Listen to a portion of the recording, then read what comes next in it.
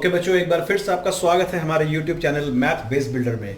आज हम लोग एक बहुत इंपॉर्टेंट चीज़ सीखने वाले हैं और मुझे लगता है जिस तरह से मल्टीप्लिकेशन एक बहुत इंपॉर्टेंट पार्ट होता है मैथमेटिक्स में, डिवीजन भी एक बहुत ही इंपॉर्टेंट पार्ट होता है।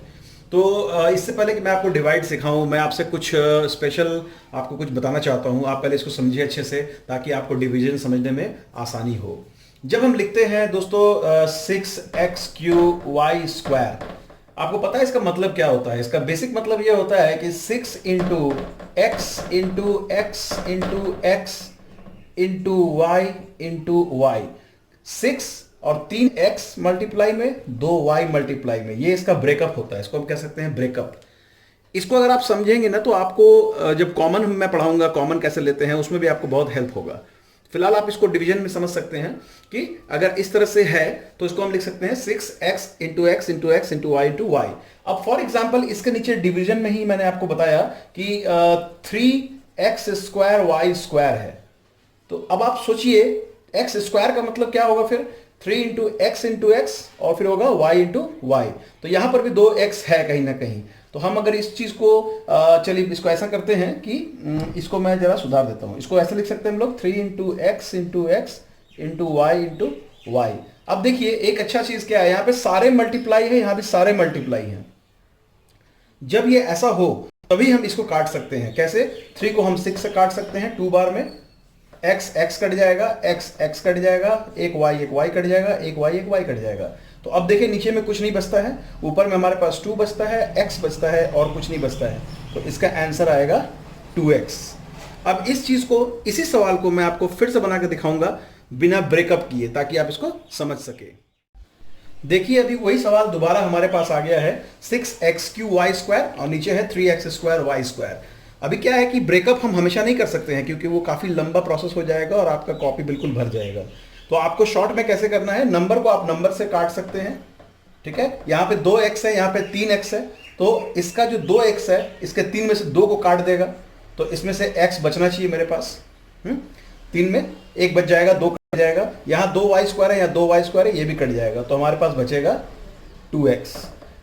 तो इस तरह से मैं आपको एक और एग्जांपल देता हूं जिसमें कि आप इसका जो नेक्स्ट एग्जांपल है उसको आप देखेंगे तो और आपको थोड़ा समझ में आ जाएगा। चलिए लेते हैं इस सवाल को। इसमें देखिए आपको क्या करना है, यहां पर नंबर्स को पहले आप काट सकते हैं। 3 से ये 12 कट जाएगा, 3 4 ज़ा 12। इसके बाद आप आइए यहाँ पर नीचे में एक x है तो ऊपर में 3x है, राइट। तो अगर इसका एक उसको एक को काट देगा तो ऊपर में कितना बचना चाहिए? 2x बचना चाहिए मेरे पास। तो x² बचेगा यहाँ पे। और यहाँ पर y का पावर 3 है, यहाँ y का पावर 2 है। नीचे में 3y है, ऊपर में 2y है। तो दोस्तों अब क्या होगा, ये ऊपर वाला नीचे वाले को काटेगा और नीचे में एक y बचेगा, है ना। तो हमारे पास क्या बचा? ऊपर में बच गया 4x² और नीचे में क्या बच गया? सिर्फ एक y। तो हमारा आंसर यही होगा 4x² y। चलिए एक और एग्जांपल लेते हैं ताकि एक बार और आपको मैं समझा दूं इस चीज को। तो चलिए दोस्तों हम लोग अब इस एग्जाम्पल को लेते हैं। अब इस सवाल में आप एक चीज देखेंगे, मैंने यहाँ पे साइन भी लगाया है माइनस का। तो हम इस माइनस के साइन को बाद में डील करेंगे या फिर आप इसको पहले भी कर सकते हैं। जैसा हम लोगों ने मल्टीप्लाई में सीखा था कि प्लस माइनस हो तो माइनस करते हैं, माइनस प्लस हो तो भी माइनस ही करते हैं, और दोनों माइनस हो तो हम प्लस करते हैं, जैसा मैंने वहां पे किया था, और प्लस में प्लस करते हैं दोनों प्लस होने पे। उसी तरह से यहां भी होगा, ये प्लस में है और ये माइनस में है तो माइनस प्लस माइनस आएगा। हमारा आंसर क्या आएगा? माइनस। और जब आप इस माइनस को देंगे ना तो ये बिल्कुल इस डिवाइड के सामने वाला, जो बिल्कुल इसके सामने दाग लगाएंगे आप।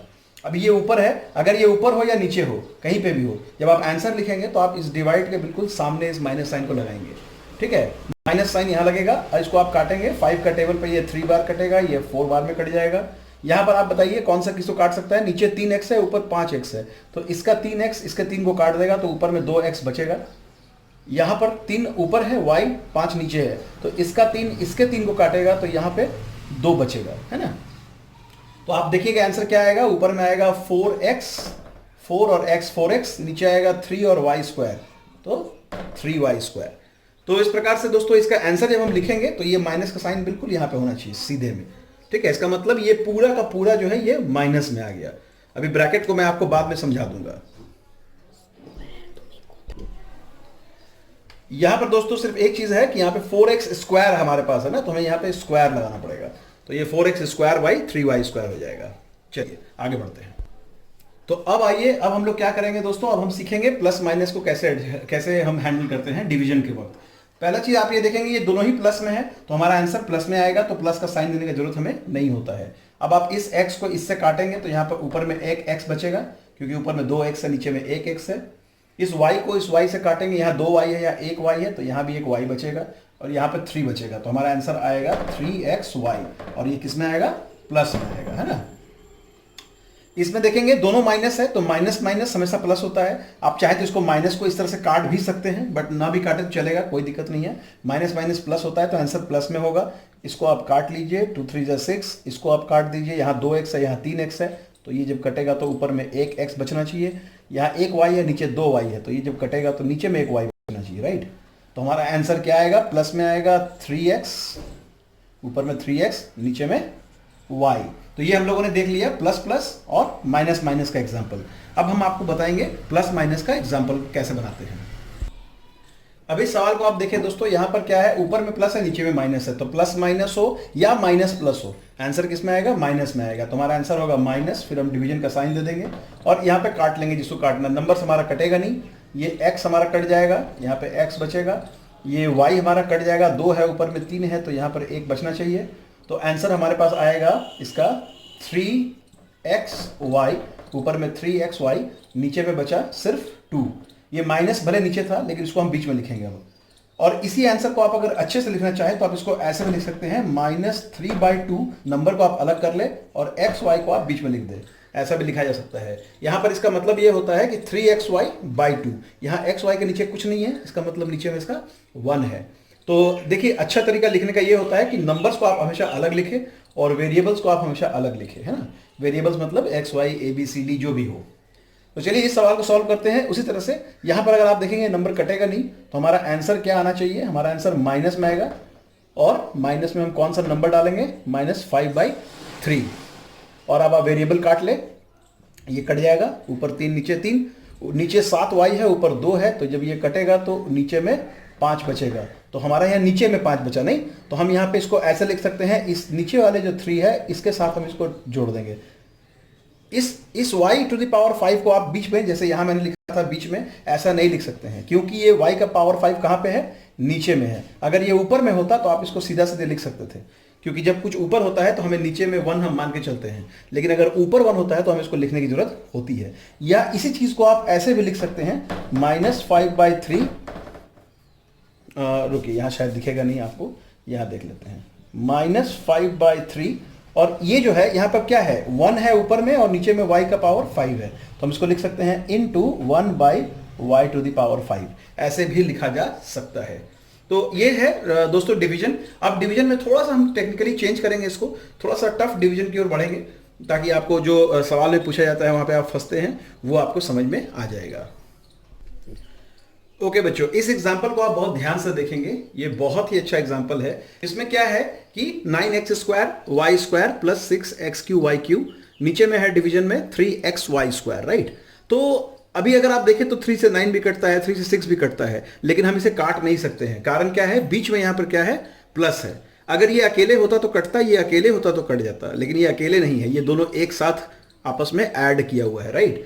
तो इसको हम इस तरह से नहीं काट सकते हैं। इसका मैं आपको एक एग्जांपल से मैं आपको समझा देता हूं थोड़ा सा। जैसे मान के चलिए, अगर मैं यहाँ कहता हूं, अच्छा छोड़िए हटाइए, उस एग्जांपल को मैं देना नहीं चाहूंगा फिलहाल, अभी आप समझिए करना क्या है। आप ये देखिए कि आप इसको जब प्लस हो ऊपर में, तो आप क्या कर सकते हैं, इसको आप अलग अलग ब्रेक कर सकते हैं। इसको आप इस तरह से कर सकते हैं, 9x² y², और नीचे में है 3xy², इसको आप अलग कर सकते हैं। फिर आप बीच में प्लस का साइन हो तो प्लस दे, अगर यहाँ माइनस हो तो आप माइनस दे, और फिर आप जो ऊपर में यहाँ पे है 6x³ y³, और फिर एक बार आप लिख सकते हैं 3xy²।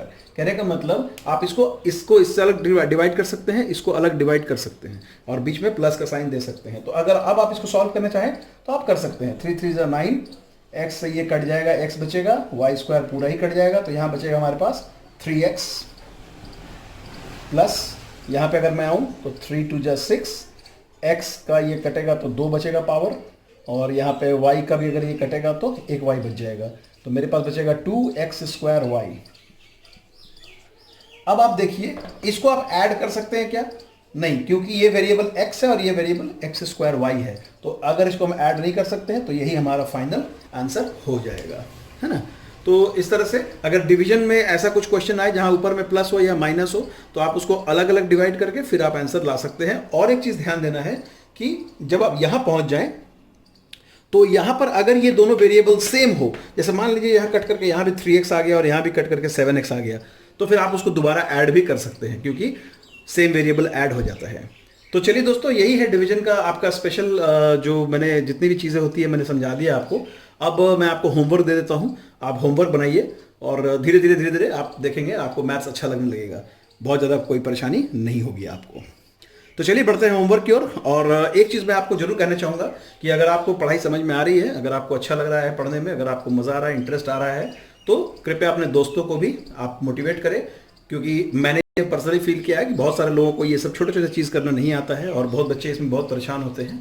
तो मेरा मकसद ये है कि मैं ज़्यादा से ज़्यादा बच्चों को मदद कर पाऊँ। मैं जब पढ़ाता था, मैं जब पढ़ाता हूँ, मैं तभी यही कहता हूँ बच्चों को कि मैथमेटिक्स कुछ नहीं है, अगर एक बार आपको समझ में आ जाए तो ये बहुत आसान होता है। तो बस मैं ये कहूँगा कि आप ज़्यादा से ज़्यादा बच्चों तक इसको पहुँचाएं, लाइक करें, शेयर करें, इस चैनल को सब्सक्राइब करें हमारे चैनल को, ताकि मैं आपको एक से एक बढ़ करके बढ़िया से बढ़िया टेक्निक्स एंड ट्रिक्स सिखा सकूँ। तो चलिए हम लोग आगे बढ़ेंगे। डिवीजन हमारा आज कंप्लीट हो जा रहा है। मैं कुछ होमवर्क आपके लिए छोड़ता हूँ और इसके बाद फिर हम लोग कुछ नया कल सीखेंगे। होपफुली मैं ब्रैकेट कल सिखाना पसंद करूँगा। लेट्स सी कल क्या करते हैं हम लोग। ओके, गुड बाय दोस्तों। होमवर्क नोट डाउन करें और बनाइए, कल सुबह सुबह आपको सॉल्यूशन मिल जाएगा।